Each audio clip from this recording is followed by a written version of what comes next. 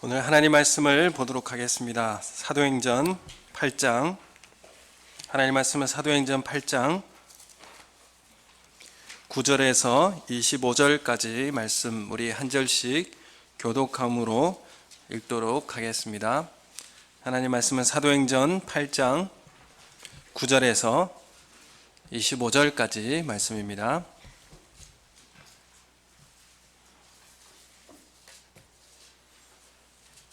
사도행전 8장 9절부터 25절까지 우리 한 절씩 교독함으로 읽도록 하겠습니다.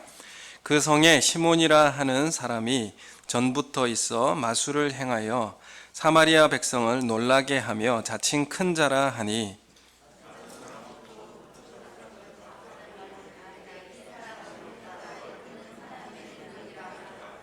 오랫동안 그 마술에 놀랐으므로 그들이 따르더니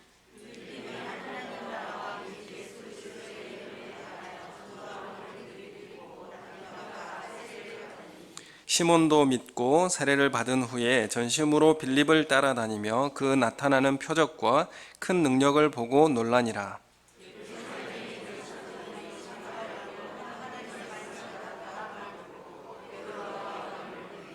그들이 내려가서 그들을 위하여 성령 받기를 기도하니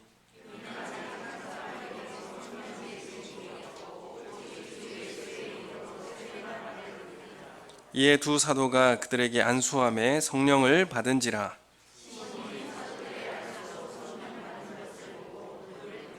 이르되 이 권능을 내게도 주어 누구든지 내가 안수하는 사람은 성령을 받게 하여 주소서 하니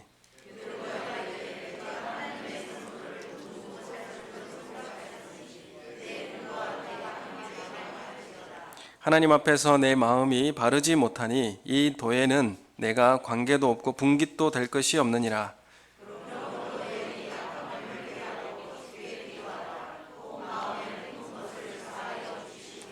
내가 보니 너는 악독이 가득하며 불의에 매인 바 되었도다.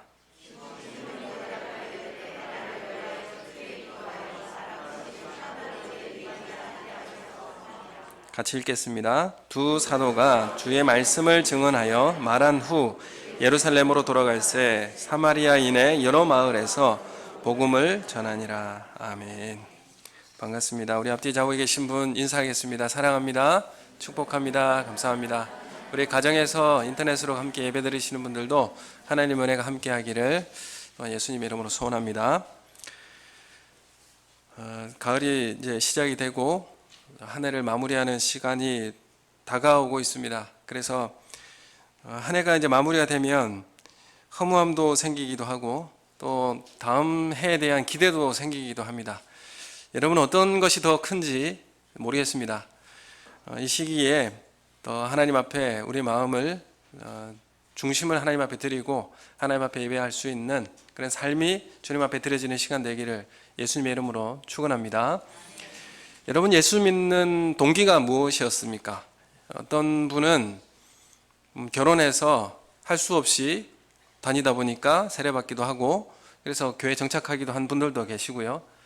또 어떤 분은 전도를 통하여서 교회 정착하고 또 어떤 분은 교회에서 열심히 일하다 보니까 또 정착하시는 분도 있습니다. 여러분은 예수 믿은 동기가 무엇입니까? 저는 목회자 가정에 자랐기 때문에 말씀을 어렸을 때부터 수없이 듣고 그렇기 때문에 무엇이 저를 실제로 예수 그리스도를 만나게 한 동기가 있었느냐 하면 성령의 세례와 충만, 이게 뭔가 그 당시에는 저에게 가르쳐주는 사람도 없었고 그것이 잘 해석해서 알려줄 수 있는 분들도 신학적으로도 그 당시에는 좀 미흡했기 때문에 어려웠습니다. 그러나 제가 성령 하나님께서 역사하시고 주장하시고 그 은사를 통하여서 임하시는 사건, 그것이 나에게도 역사한다는 그 경험을 통하여서 저는 예수 그리스도를 새롭게 믿게 된, 그러니까 이전과는 다르게 예수님을 영접하게 된 그런 동기가 되었습니다. 여러분은 예수 믿는 동기가 무엇입니까? 그리고 그 동기가 지금도 여전히 똑같이 유지되고 있습니까? 대답을 안 하시네요. 예, 대답하기 좀 어려우신데 어떠십니까? 여러분 처음 예수를 믿는 동기, 그리고 그 동기가 지금도 여전히 유효하고 똑같이 진행되고 있는가? 오늘 말씀을 통해서 한번 깊이 깨달아 보면 좋겠습니다. 우리 사마리아 성에 빌립 집사님이 예루살렘의 박해를 통하여서 나왔는데 아무도 가지 않으려고 하는 그 사마리아 성이었는데 빌립 집사님이 헬라파 유대인으로서 사마리아 성에 들어가서 복음을 전했습니다. 복음을 전하자 표적과 기적이 일어났습니다. 사실 우리 교회가 부흥하고 확장되고 또 증거되어지는 그 일이 내가 생각하는 것과 다르게 하나님 역사하실 수 있다는 사실을 오늘 사도행전을 통해서 보면 우리는 확인할 수가 있습니다. 교회가 이렇게 돼야지 하나님의 말씀이 풍성하고 전해지고 이렇게 확장되어지지라고 하는 우리 생각들이 있을 겁니다. 그런데 하나님은 우리의 생각과는 다르게 예루살렘 교회에 박해와 고난을 통하여서 하나님은 이 복음을 확장시키고 교회를 넓혀 가시는 많은 이제 백성들에게 하나님의 백성의 영적 이스라엘 백성들을 확장시키는 일들을 우리는 확인하게 됩니다. 그래서 우리가 하나님의 인도하심을 신뢰하고 끝까지 하나님을 따라가는 삶이 우리 가운데 필요하다는 것이죠. 내가 생각하는 것과 하나님의 생각이 다르기 때문에 또 하나님을 전적으로 의뢰하고 신뢰하시는 우리 성도님들 되시길 소원합니다. 교회가 내 마음이 아닐 수도 있습니다. 내 뜻이 아닐 수도 있습니다. 내가 생각하는 대로 안 될 수도 있습니다. 여러분, 그 가운데 하나님의 역사를 경험하시고 하나님의 일하심이 무엇인지를 깨달으시는 우리 성도님들 되시기를 예수님의 이름으로 축원합니다. 오늘 이 사마리아 성에 빌립 집사님이 복음을 전했는데 많은 사람들이 표적과 기적을 보고 세례받고 예수 믿게 되었습니다. 예수 이름으로 세례를 받았다 이렇게 기록하고 있는데 그 중에 누가 있었냐면 시몬이라고 하는 마술사도 있었습니다. 이 시몬이라고 하는 마술사는 마술을 통해서 많은 사람들을 놀라게 했고 그리고 많은 사람들에게 영향력을 줄 수 있는 그런 사람이었습니다. 그래서 9절에 보면 사마리아 백성들을 놀라게 하며 이 마술을 행해가지고요. 그리고 자칭 큰 자라 했다. 사실 이 사람이 좀 자신이 큰 자라고 하는 그런 우월감이나 아니면 교만함이 좀 있었던 것 같습니다. 그만큼 또 영적인 능력도 있었을 것이라고 생각합니다. 그것이 성령 하나님이 아니라 악령의 역사라고 저는 오늘 말씀을 통해서 이제 여겨지게 됩니다. 끝을 보면 알게 되니까요. 그래서 많은 백성들이 뭐라고 이 시몬에 대해서 얘기했냐면 이 사람은 크다 일컫는 하나님의 능력이다. 이렇게 이 사람을 지켜 세워주었고 많은 사람들이 또한 시몬을 따라다녔다. 이렇게 말하고 있습니다.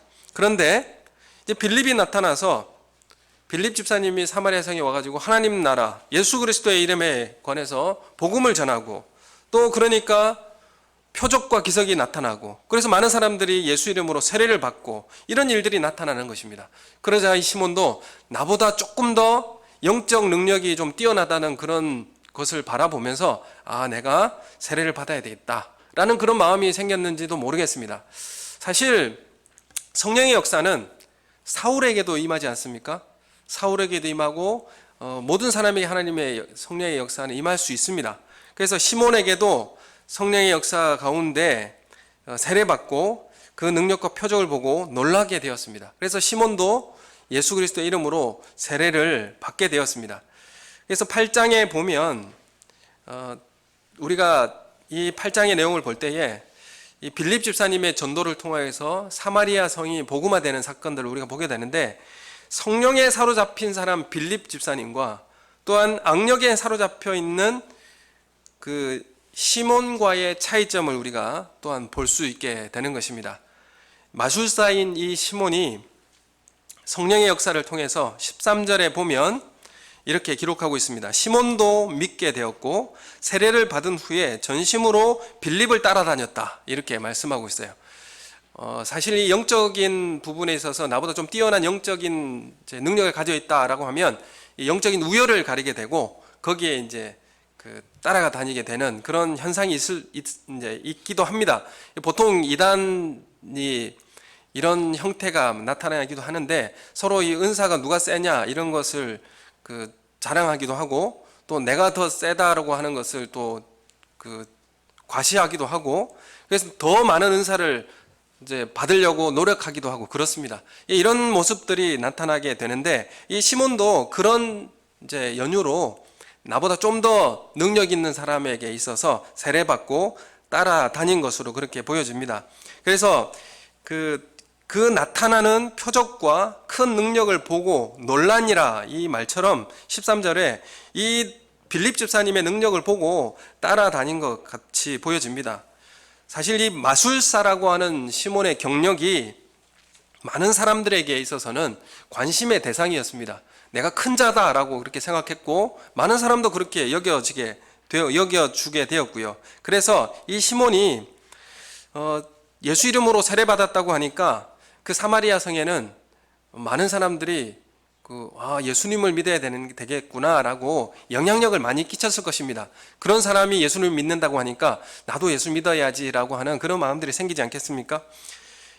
사실 예수 믿기 전에 악한 일을 했던 사람일수록 예수 믿고 돌아왔을 때 간증거리가 크고 많은 사람들에게 영향을 주게 됩니다. 그런데 이런 분들 중에 끝이 안 좋은 경우가 간혹 있기도 합니다. 좋지 않은 경력을 가진 사람이 회개하고 새 사람이 되면 또한 그만큼 위험 요소가 많이 있다라는 사실을 오늘 말씀을 통해서 시몬을 통해서 또 확인하게 됩니다. 시몬은 이 빌립의 영적 능력에 압도되어서 그 능력을 인정하며 세례를 받았습니다. 그리고 빌립을 따라다녔습니다. 사실 예수님 당시에도 이런 사람들이 많았습니다. 예수님의 표적과 기적을 보고 따라다니는 사람들이 많았습니다. 그런데 예수님은 그들의 중심을 보시고 그들에게 자신을 신뢰하지 않았다 이렇게 말씀을 하고 있습니다. 이 표적과 기적을 보고 예수님을 믿는다는 사람은 마음의 근본적인 변화가 없이 따라다닐 수 있기 때문에 그렇습니다. 예수님은 그 중심을 보셨어요. 그래서 마음의 변화가 없는 사람은 어떻게 되겠습니까? 쉽게 넘어지고 현혹되기가 쉽습니다. 그래서 표적과 어떤 나타난 현상만을 보고 쫓아가게 되면 마음의 변화가 없기 때문에 쉽게 현혹되고 넘어지기가 쉽다라는 것을 말할 수가 있는 것입니다. 앞서서 말씀드렸듯이 여러분은, 사랑하는 우리 성도 여러분들은 예수 믿는 동기가 무엇입니까? 예수 믿고 따라가게 된 동기가 무엇인가? 그리고 그 동기가 난 지금도 계속 유지되고 더 성장하고 자라가고 있는가? 오늘 우리 마음속을 한번 들여다 보시고 하나님 앞에 다시 새롭게 하는 그런 시간이 되기를 예수님의 이름으로 소원합니다. 여러분, 처음에는 좀 이기적인 마음을 가지고 시작할 수 있습니다. 예수 믿을 수 있어요. 이런 문제 좀 해결받기 위해서 예수 믿을 수 있습니다. 이 질병 좀 낫기 위해서 예수 믿을 수 있습니다. 그러다가 처음에 이 동기는 조금씩 사라지고 새로운 동기로 예수님을 따른다면, 예수님을 더 깊이 알아가고 십자가를 경험할 수 있다면, 그러면 우리의 삶은 감사할 내용들이 많이 있을 것입니다. 여러분, 우리의 신앙이라고 하는 것은 그 중심에 뭐가 있느냐? 믿음의 그 참 중심에 신앙이 뭐가 있어야 하느냐 하면 회개와 그리고 예수 그리스도 중심입니다. 이게 우리 중심에 살아있어야 합니다. 우리 신앙의 동기가 이 두 가지로 살아있어야 합니다. 내가 죄인인 것을 마음속에 깨달아서 회개하지 않으면 아무리 놀라운 일이 있고 성공이 있다고 할지라도 넘어질 수밖에 없습니다. 베드로와 요한이 사마리아 성에 파송됩니다. 왜 파송됐냐면 사마리아 성에도 예수 이름으로 세례받는 사람들이 생겨나기 때문에 그렇습니다. 진짜인가? 아니, 사마리아 성에도 성령이 임하여서 예수 믿는 사람이 생겼다는 게 사실인가? 그래서 예루살렘 교회가 두 사도를 파송해서 진짜인지 확인해 보려고 파송합니다. 그 둘이 바로 베드로와 요한 사도입니다.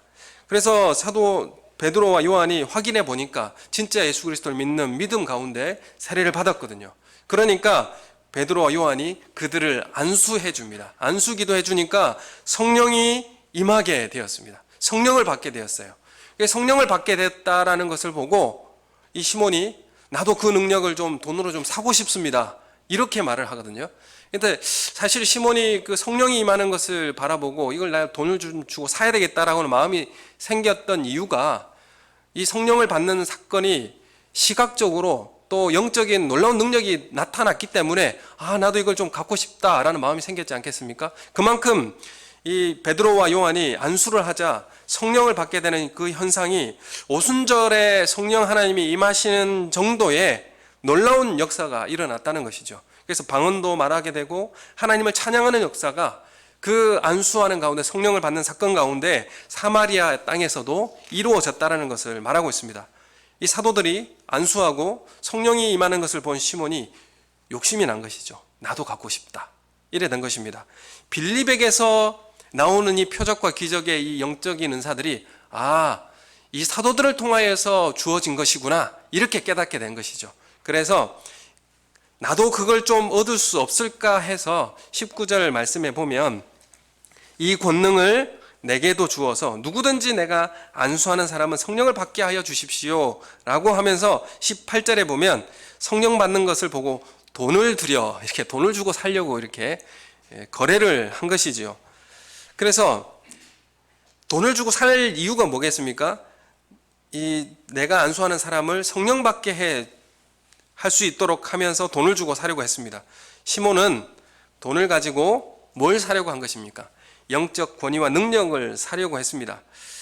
영적 권위와 능력을 사려고 한 그 마음의 동기가 무엇이죠? 그 마음의 동기는 이 기적을 가지고 뭘 하고 싶은 겁니까? 더 많은 명성과 더 많은 돈을 얻어보기 위한 욕심이 있었기 때문에 그런 것이죠. 순수한 마음에 많은 사람들의 성령의 역사를 또 회개의 역사를 일으키기 위하여서 한 마음은 아니고 그 마음의 동기가 자신의 더 많은 돈, 더 많은 명성을 얻어보려는 그 탐욕과 욕심 때문에 돈으로 사려고 했습니다. 그래서 이 시몬이라고 하는 이름 그리고 돈이라고 하는 머니 이것이 합해져서 시몬이 이러한 단어가 생겼습니다. 이 단어가 어떤 뜻이냐면 성직 매매, 그러니까 이제 목사를 돈 주고 사는 그런 것을 지칭하는 단어가 되었습니다. 우리가 돈을 통해서 그 하늘의 것이나 육신의 일이나 영적인 일을 좌우할 수 있다고 생각하면 안 됩니다. 여러분 이단의 교리 가운데 그 교주나 그 이단 교회의 중심에 뭐가 있냐면 돈과 결부되어 있다는 것을 우리는 잘 알게 됩니다. 그 끝에 보면 돈을 얼마나 많이 가지고 있고 부동산을 얼마나 많이 가지고 축적하고 있는지에 대해서 알게 됩니다. 돈과 굉장히 많이 결탁되어 있다는 것을 우리는 알게 됩니다. 여러분 하나님의 거룩한 것을 돈으로 다룰 수 있다고 생각하는 것은 여러분 우리에게 뽑아야 할 무서운 죄악입니다. 그래서 돈을 통하여서 사람의 영광을 얻으려고 하고 또한 이 돈을 통하여서 교회의 직분을 사려고 하고 또한 교회의 1년 재정이 얼마인지를 통해서 교회 등급을 매긴다면 여러분 이거 우리는 불의에 매여 있는 시몬과도 같은 모습이라고 주님 우리에게 말씀하시는 것입니다. 이 베드로는 시몬에게 이 시몬의 동기를 바라보면서 이렇게 20절에서 22절 말씀으로 말합니다. 20절 이하에 보면 베드로가 이르되 네가 하나님의 선물을 돈 주고 살 줄로 생각하였으니 내 은과 내가 함께 망할지어다. 하나님 앞에서 내 마음이 바르지 못하니 이 도에는 내가 관계도 없고 분깃될 것도 없느니라. 그러므로 너희 이 악함을 회개하고 주께 간구하라. 혹 마음에 품은 것을 사하여 주시리라. 이렇게 권고해 줍니다. 네가 가지고 있는 생각은 악한 생각이다. 너는 이 돈과 함께 망할 수밖에 없다. 그러니 회개하고 기도하라. 그러면 다시 사하여 줄 수 있는 마음을 허락해 줄 수 있다. 이렇게 회개하라고 권면을 하고 있습니다. 이 회개하라고 기도하라고 기회를 하나님께서 주신 것입니다. 그런데 시몬이 나중에 뭐라고 이야기하느냐면 하나님께서 이 벌 주신다는 말에 놀라서 나를 위해서 기도해 달라고 하면서도 자신은 회개하지 않는 것을 우리가 뒤에 보면 확인을 할 수가 있습니다. 회개할 수 있는 좋은 기회를 얻었음에도 우리가 베드로의 설교를 통하여서 많은 사람이 형제여 우리가 어찌할꼬 내가 어찌할꼬 라고 하는 이 회개를 가지고 하나님 앞에 세례받고 나와왔는데 이 시몬의 모습을 보면 회개하고 주님 앞에 돌아왔다라고 하는 기록이 성경에서 없습니다. 그리고 시몬은 이 성경에서 사라지게 됩니다.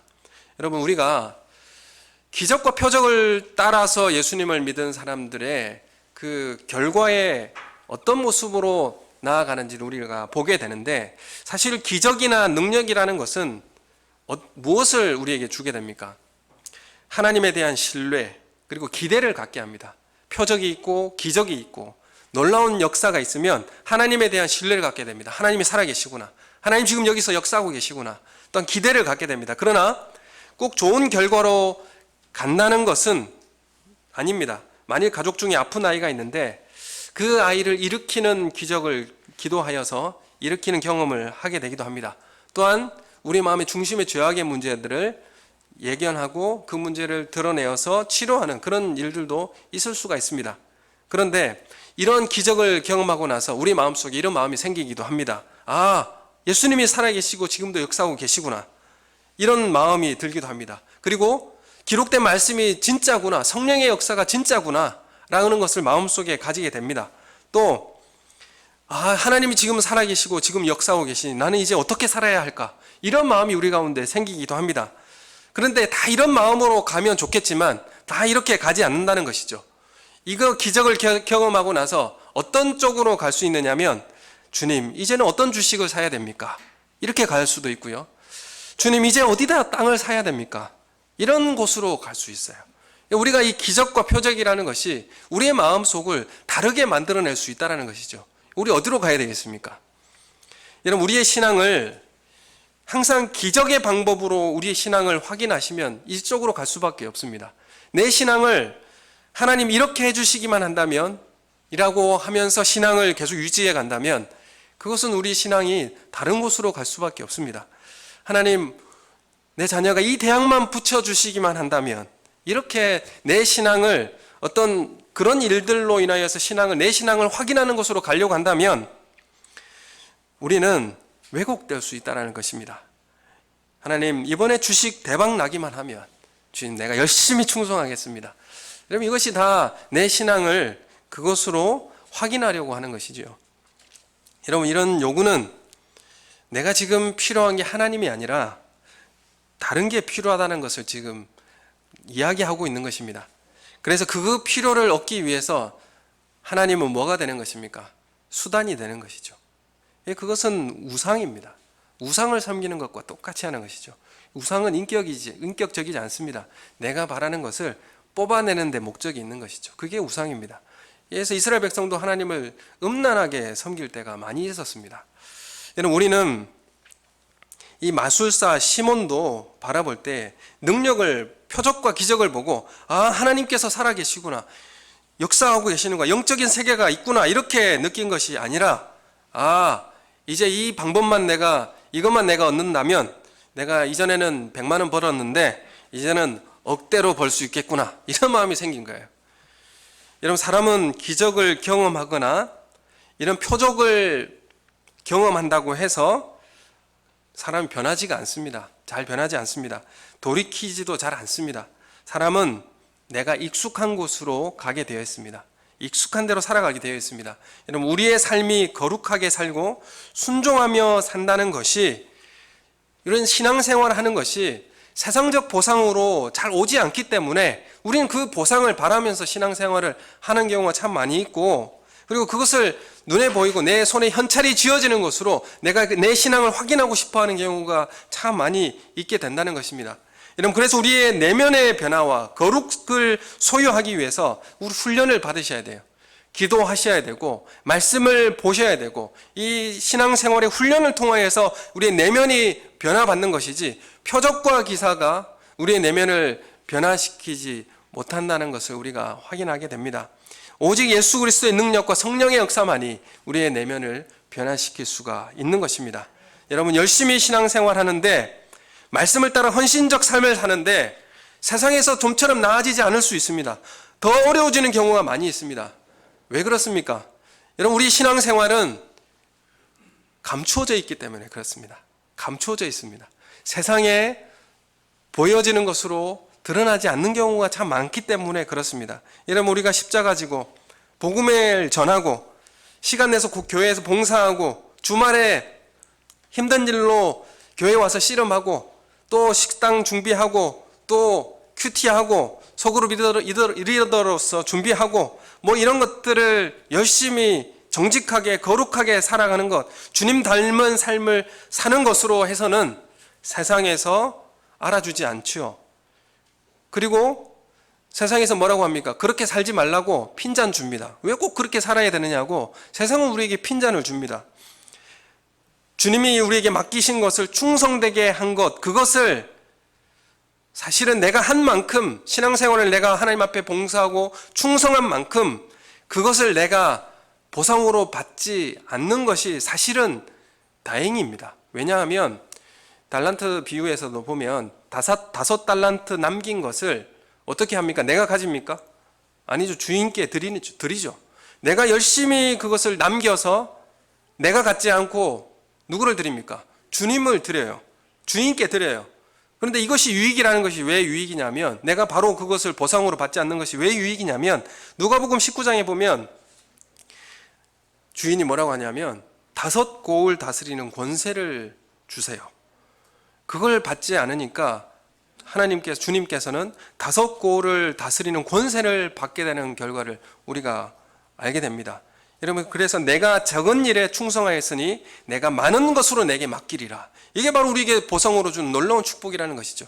여러분, 우리가 이 땅에서 헌신하고 하나님의 말씀을 따라 순종하고 거룩하게 살고 또한 십자가 지고 복음 전하고, 그 일이 세상적으로 우리가 손에 쥐어지는 것으로 우리에게 보상이 없을 수도 있습니다. 그러나 주님은 우리에게 반드시 더 좋은 것으로 내게 맡기리라, 내 주인의 즐거움에 참여할지니라 라고 하는 이 보상을 허락해 주시겠다고 약속하십니다.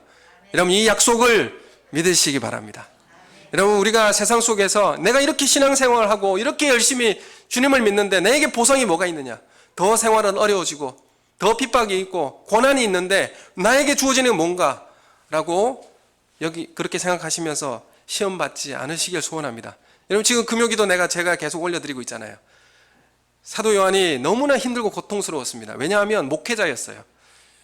교회를 담임하고 있는 목회자였는데 당시에 너무나 많은 핍박 때문에 예수를 믿어야 할지 포기해야 될지 갈림길에 섰습니다. 그리고 많은 사람들이 예수님을 배교하고 떠났어요. 왜냐하면 재산을 몰수당하고 사회에서 추방당하고 살 수 없는 핍박과 고난이 있기 때문에 그들에게 할 수 있는 일이 목회자인 이 사도 요한에게는 없기 때문에 뭘 해야 될 것인가? 그것 때문에 반모섬에서 기도할 수밖에 없었어요. 부르짖고, 하나님, 도대체 왜 우리에게 예수 믿는 삶이 우리에게 이렇게 고단합니까? 하나님 앞에 기도할 수밖에 없었습니다. 그때 하나님께서 뭐라고 말씀하십니까? 이리로 올라오라. 하늘에 그 24장로의 찬양과 그 역사를 보여주십니다. 그리고 그 하나님의 보좌를 바라보았을 때에 그는 그 문제가 여전히 있음에도 그 삶을 살아갈 수가 있었고, 그것이 바로 요한에게 또한 그 당시에 살아가는 성도들에게 격려이자 소망이었습니다. 그것이 있었기 때문에 그들이 살아갈 수 있게 되는 것이고, 요한계시록은 우리에게 두려움을 주려고 말씀하시는 것이 아니라 우리를 격려하고 우리에게 소망을 주시고자 주는 게 바로 요한계시록 말씀입니다. 여러분, 이 시대에 하나님께서 우리에게 주시겠다고 하는 상급, 그리고 하나님의 보좌를 바라보시는 그 은혜가 있기를 예수님의 이름으로 소원합니다. 여러분, 그래서 이 내 주인의 즐거움에 참여할지니라, 이 주님의 즐거움에 함께 참여하는 귀한 은혜가 우리 가운데 있기를 예수님의 이름으로 축원합니다. 우리가 또 한 가지 오늘 말씀을 통해서 바라볼 것이 있습니다. 그것이 뭐냐 하면, 예수 이름으로 세례를 받았어요. 사마리아 성이 예수 이름으로 세례를 받은 이 신자가 있는데, 그런데 다시 베드로와 요한이 와가지고 안수를 통해서 성령 세례가 주어졌다라는 것이죠. 그래서 우리가 이 신자에게 그러면 2단계가 필요한가? 세례도 받아야 되고 또 안수를 통해서 성령 세례를 또 받아야 되느냐? 이런 이제 궁금증이 생기게 됩니다. 어떻습니까? 궁금증이 없다가도 제가 말씀드리니까 생기죠. 그 사실 이렇게 말하면 여러분 갑자기 혼동되지 않습니까? 이단이 와가지고 당신 성령 세례 받아야 돼. 그러면 구원받지 못해. 이렇게 이야기하면 안수 받아야 돼. 그래가지고 안수 받아서 성령을 받아야만이 구원받을 수 있어. 교회에서 세례 받은 것은 효력이 없어. 이렇게 이야기하면 딱 넘어가기 좋지 않습니까? 이 말씀 통해서.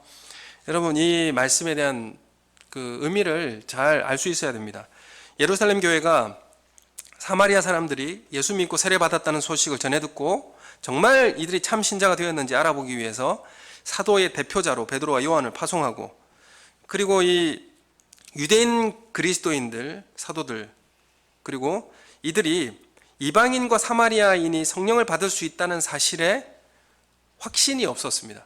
유대인들이 예루살렘 교회에 성령이 임하여서 하나님의 성령이 임하였다는 것을 경험했는데, 이 성령의 역사가 사마리아 땅에도 임할 수 있을 것인가, 이 성령의 역사가 이방에도 역사할 수 있을 것인가에 대한 확신이 없었어요. 왜냐하면 선민의식이 있었기 때문에. 하나님의 백성이라고 하는, 그리고 원수와도 같은 그 사마리아 사람들에게는 성령이 임할 수 있을 것인가, 그 마음속에 궁금증이 있는 것이죠. 확신이 없었다는 것입니다. 그래서 이 사마리아 성에 이 사도들을 파송하게 되었습니다. 그래서 이 사마리아 성에 파송되어서 성령이 임하는 사건을 통하여서 어떤 일이 일어났습니까? 복음이 예루살렘 교회만 있지 않고 사마리아 성에도 확장되어지는, 교회가 성장하는 데 있어서 아주 중요한 사건이 오늘 이 8장에 일어나게 되는 것입니다. 사마리아 사람들은 어떤 사람입니까? 북이스라엘이 멸망하면서 아수르가 그 땅을, 민족을 아주 없애기 위해서, 말살시키기 위해서 혼혈 정책을 합니다. 이주시키고, 그리고 이방 사람들을 그곳에 넣어서 혼혈 민족을 만들어 버립니다. 그래서 민족성을 아예 없애버리려고 만들었습니다. 그래서 순수한 유대인들이 아니었죠. 그래서 유대 사람들이 그 사람들을 혼혈이라고, 하나님의 백성이 아니고 배반한 자들이라고 그렇게 멸시하고 경시했습니다. 그래서 유대 사람들은 사마리아 땅을 지나가지도 않죠. 개처럼 여기게 되고, 그래서 인간으로 대우하지도 않습니다. 왜냐하면 하나님의 율법의 말씀에 이방인과 함께 결혼을 하지 말라, 이런 말씀이 있기 때문에 그들을 그렇게 바라본 것이죠. 반면에 사마리아 사람들은 어떻게 생각합니까? 이 유대인들의 거만함에 대해서, 교만함에 대해서 분노하고 분개하는 것이죠.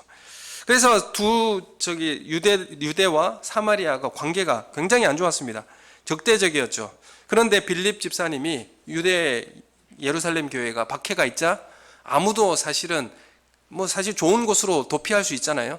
그런데 굳이 사마리아 성으로 들어가서 복음을 전한 것이죠. 사실 빌립 집사님을 통해서 사마리아 성이 복음 전해지고 교회가 세워졌다라고 해도 과언은 아닙니다. 어쨌든 8장은 빌립 집사님의 역사가 기록되어져 있다. 빌립 집사님을 통해서 교회가 세워졌다라는 것을 이제 기록하고 있는 것을 우리가 보게 됩니다. 그래서 이 사마리아 사람들이 유대 사람들과의 적대적인 관계였고, 유대인들도 그곳에 가지 않았는데 빌립 집사님이 예수 그리스도를 증거하기 위해서 사마리아 성으로 들어가게 되었는데, 거기에 놀라운 역사가 일어나게 된 것이죠. 예수 믿게 되어지고 표적과 기사가 나타나게 된 것입니다. 그래서 예루살렘 교회가 베드로와 이 요한 사도들을 보내어서 정말 회개하고 세례를 받았고 성령이 충만해졌는지를 확인해 보고자 파송한 것입니다. 사마리아가 가보니까 정말로 예수 이름으로 세례를 받게 된 것이죠. 그래서 여기에도, 사마리아 성에도 주님의 역사가 있었구나, 성령 하나님의 역사가 있구나라는 것을 확인하고 안수하여 성령 받기를 기도하니까 성령을 받게 되었다, 이렇게 기록을 하고 있습니다. 여러분, 우리가 이 궁금증이 뭡니까? 여러분, 우리가 세례를 다 받았잖아요. 세례를 받을 때 무슨 고백을 해야 됩니까? 내가 예수 그리스도를 나의 죄와 내 죄를 위해서 대신 죽으시고 부활하신 주님, 그리고 나의 주님으로 믿음으로 고백할 때에만이 우리가 세례를 줍니다. 그런데 이 고백을 내가 하는 고백이 아니죠. 내가 할 수 있는 고백이 아니라 성령 하나님 내 안에 역사하셔서 고백하게 하셔서 내가 고백할 수 있는 것입니다. 믿게 하셨기 때문에 또한 믿게 되는 것이죠. 그러면 성령 하나님이 이미 우리 가운데 역사하신 겁니다. 그러니까 우리가 세례를 받는 것은, 물 세례를 받는 것은 이미 성령 하나님이 우리 가운데 내주하시고 역사하신다는 것이죠. 그런데 그렇게 물 세례를 받았는데 이제 사도들이 와가지고 다시 안수함에 성령을 받게 되는 거예요. 그러면 재세례죠. 다시 또 세례를 받는 것이죠. 이것은 어떤 의미로 우리가 해석해야 되는가? 그럼 교회에서 물 세례 받았는데 또 안수 받아서 성령 세례 받아야 되느냐? 그런 의미로 해석할 문제가 아니고요. 이 일은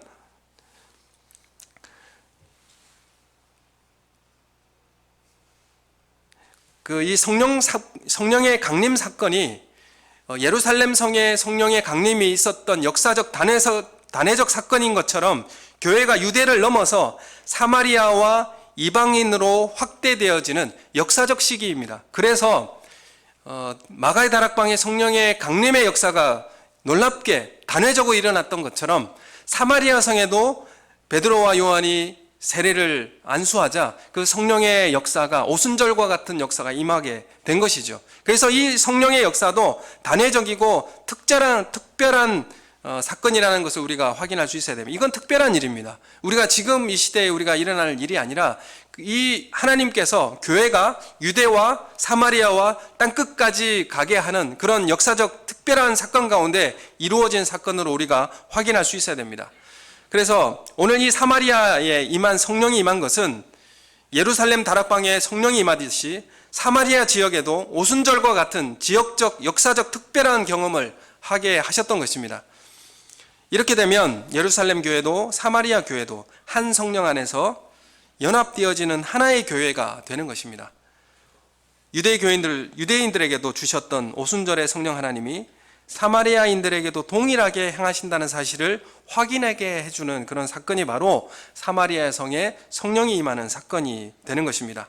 여러분, 이 유대인들과 사마리아인들 관계가 어떻습니까? 감정적으로 원수 관계이잖아요. 함께 할 수 없는 사람입니다. 그러나 이 단절되어 있던 이 두 지역에 성령 하나님의 임하시는 사건으로 인하여서 하나의 교회가 된 거예요. 여러분, 이것이 우리 교회가 이루어야 할 일입니다. 우리가 감정적으로 나누어져 있고 그 사람한테는 갈 수 없다, 그 사람에게는 복음을 전할 수 없다라고 하는 사람이 없다는 것이죠. 성령 하나님이 임하시면 하나의 교회가 세워줄 수 있다는 것을 분명하게 말씀하고 있고, 그 하나님의 복음은 이제 어디로 가야 됩니까? 이방인에게로 갈 준비를 하게 되는 것입니다.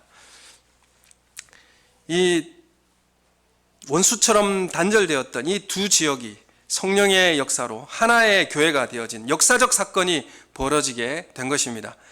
아무도 이 안수를 통해서 성령 받는 것을 시각적으로 확인하고 놀랍게 바라보았기 때문에 시몬이 이것을 돈 주고 살려고 했었던 것으로 그렇게 여겨지게 됩니다. 여러분, 이 성령이 이렇게 안수를 통하여서 성령의 세례를 받는 것은 우리가 어떻게 봐야 하느냐 하면 세례를 2번 받아야 되느냐 그런 문제가 아니라 역사적 특수성 가운데 단회적으로 보아야 합니다. 그래서 지금도 이렇게 된다고 적용하면 좀 어려움이 생기게 될 수밖에 없습니다. 그래서 예루살렘으로부터 시작된 교회의 부흥이 박해를 통해 사마리아로 그 불길이 번지게 된다는 사실을 우리가 보라보게 되는 것이죠. 사실 사마리아와 이러한 영적 유대 관계가 이루어질지는 아무도 몰랐고, 사마리아 성에 예수 믿는 사람들이 생기게 될 줄로는 아무도 상상을 못했을 것입니다. 그런데 이 사마리아 지역에 복음을 전한 분이 계십니다. 누가 먼저 복음을 전했습니까? 예수님이 먼저 사마리아 지역을 복음을 전하셨어요. 요한복음 4장에 보면 예수님이 먼저 들어가셔가지고 수가성 여인을 만나셨고, 또한 예수님께서 예루살렘 성으로 이제 내가 올라가야 되겠다, 십자가 지시로 내가 예루살렘으로 가야 되겠다라고 작정하시면서 어디를 지나가시려고 하시냐면 사마리아 성을 지나가시려고 해요. 사마리아를 지나가려고 하시고 지나가면서 거기에서 좀 유숙하려고 했는데 사람들이 받아들이지 않았습니다. 그럴 때에 야고보와 요한이 뭐라고 했습니까? 이 사마리아인들의 불손함을 바라보면서 하늘의 불을 내려서 이들을 멸하시기를 원하지 않으십니까? 이렇게 물어봤던 사람이 누구냐 하면 요한이었습니다. 그런데 이 요한이 지금 사마리아 성을 위해서 간절히 기도하고 성령 받기를 기도하는 것을 우리가 바라보게 됩니다. 여러분, 이 예수님은 사마리아 사람들에게 있어서 복음을 전한 그런 마음을 가지고 있었던 그분이라는 걸 우리가 알게 되는데, 선한 사마리아 사람이라는 비유를 통해서도 알 수 있고, 또한 문둥병자가 유대인 출신 문둥병자보다 감사를 표현한 사람이 누구냐면 사마리아 출신 문둥병자가 돌아와서 하나님 주님 앞에 감사했다는 내용을 또한 보고 칭찬했던 내용을 우리가 알게 됩니다.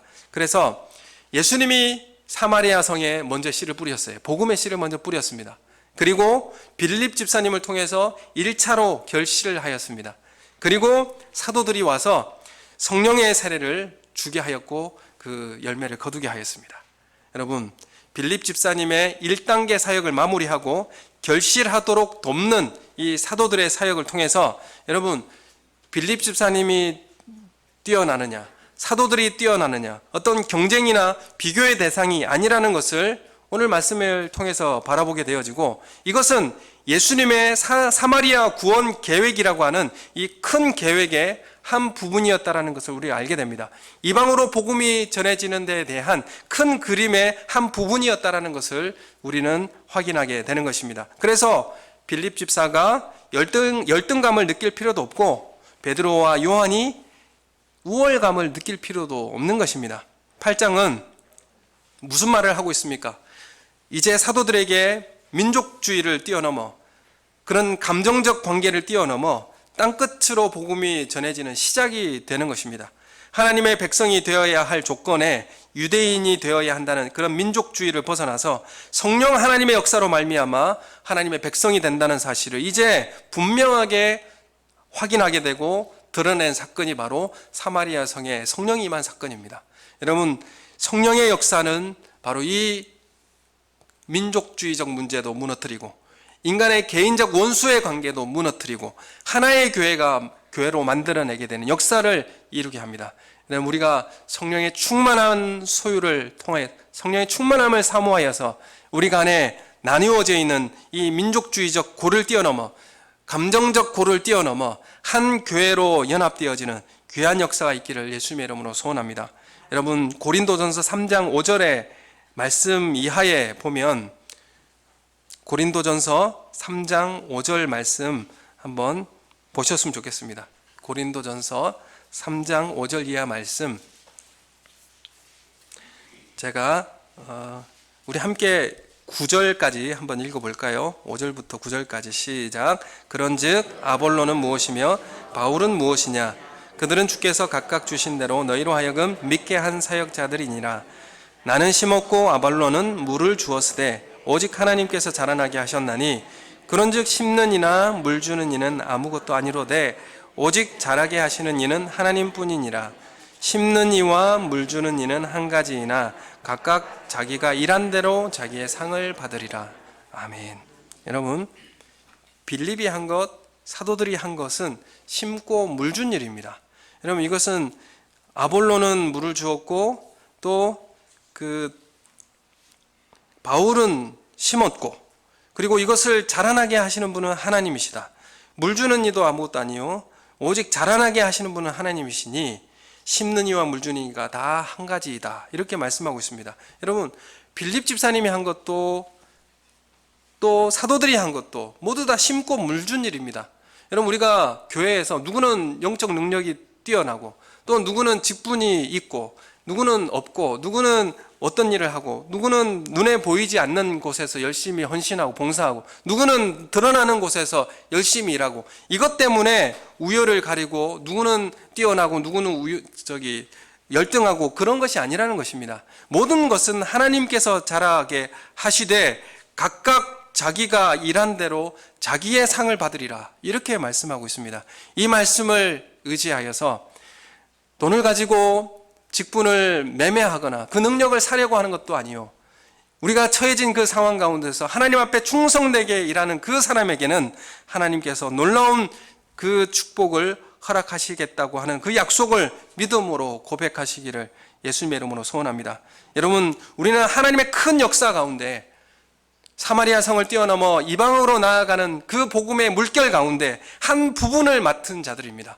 여러분, 우리 교회를 통하여서 하나님 우리에게 각 부분을 맡겨주셨습니다. 이 일을 통하여서 하나님의 나라가 확장되어지고 하나님 나라가 이 지역에 편만하게 증거되는 일에 우리를 사용하십니다. 그 일이 작든 크든지 간에 하나님께서는 그 모든 일에 대해서 자기의 상을 허락하신다고 하십니다.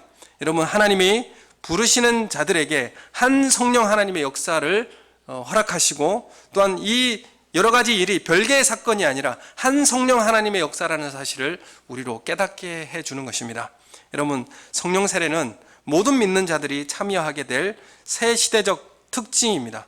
그리고 이때는 모든 믿는 자가 성령을 마시게 되고, 모든 사람이 다르고 인종의 차이나 또한 삶의 차이나 모든 삶이 다르다고 할지라도 그들의 차이가 무엇이든지 상관없이 그리스도의 통합된 한 몸을 이루게 될 것을 말씀을 하고 있습니다. 그리고 이 모든 믿는 자들이 성령으로 충만해지는 것은 계속적으로 가능하고 특별한 시간에 특별한 일을 위해 능력 받는 것도 가능하다는 사실을 우리에게 말씀하고 있습니다. 여러분, 지금도 은사는 유효합니다. 성령 하나님의 역사는 유효합니다. 지금도 하나님의 은사를 사모하시고 바라십시오. 그리고 성령의 충만함을 사모하십시오. 그래야 하나님의 능력과 성령의 충만함을 받아 교회 사명을 감당할 수가 있습니다. 교회는 성령 충만해야 합니다. 교회는 성령 충만해야 그 사명을 확인하고 그 사명을 따라 살아갈 수가 있게 됩니다. 어떤 다른 세상적 지위, 세상적 물질, 재능 이런 것으로 일하지 않습니다. 교회는 성령의 능력으로 일하게 되는 것입니다. 여러분, 이 성령의 능력으로 하나된 교회로 주님의 사명을 감당하는 우리 교회가 되시기를 예수님의 이름으로 축원합니다. 우리 함께 한 목소리로 기도하겠습니다. 하나님, 우리가 성령 하나님의 역사를 바라보게 해주시고 우리가 예수 믿는 이 신앙의 사건을 통해서 우리가 보상을 이 세상의 것으로 받는 것이 아니라 하나님의 놀라운 축복으로 받는 귀한 은혜, 그것을 사모하며 살아가는 우리 삶이 될 수 있도록 인도해달라고 다 같이 함께 한 목소리로 기도하겠습니다.